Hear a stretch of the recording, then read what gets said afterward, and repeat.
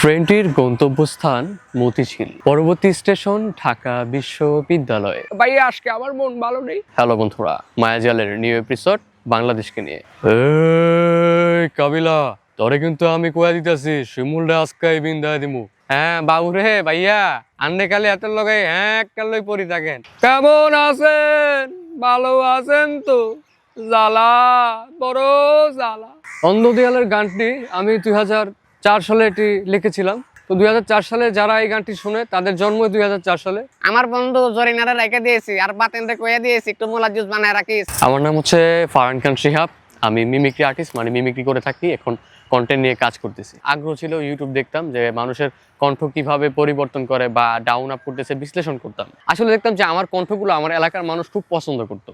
তা আমি এই থেকে চেষ্টা করলাম যে ভয়েস মিমিক্রি করে শিখলাম। ইচ্ছা থাকলে সবকিছু সম্ভব।